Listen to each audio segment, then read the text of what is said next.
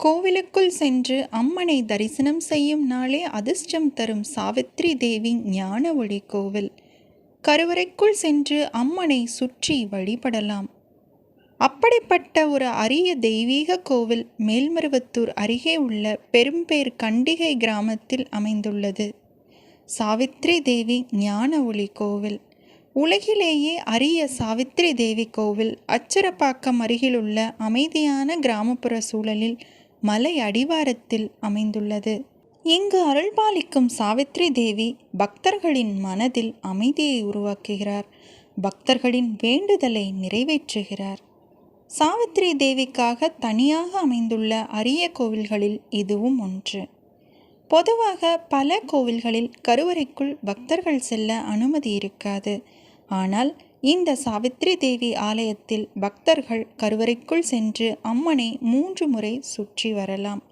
உள்ளே சென்றவுடன் மனதில் இருந்த சுமைகள் அனைத்தும் நீங்கிவிடும்.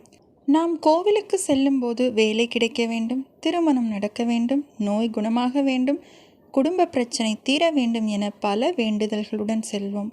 ஆனால் இந்த கோவிலுக்குள் சென்றவுடன் நாம் வேண்டுதல்களையே மறந்து விடுவோம்.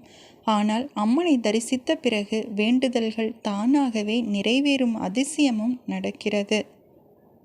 இந்த ஆலயத்தின் ஆன்மீக அனுபவத்தை பக்தர்கள் பலரும் தாங்கள் வேண்டுதல்கள் வேண்டாமலே நிறைவேற்றப்பட்டதாக கூறுகிறார்கள். ஸ்ரீ கிருஷ்ணர், சிவபெருமான், பார்வதி தேவி, அரவிந்தர், சாவித்ரி இவர்களின் தெய்வீக சக்தி அந்த இடத்தில் ஒன்றாக இணைந்திருக்கிறது.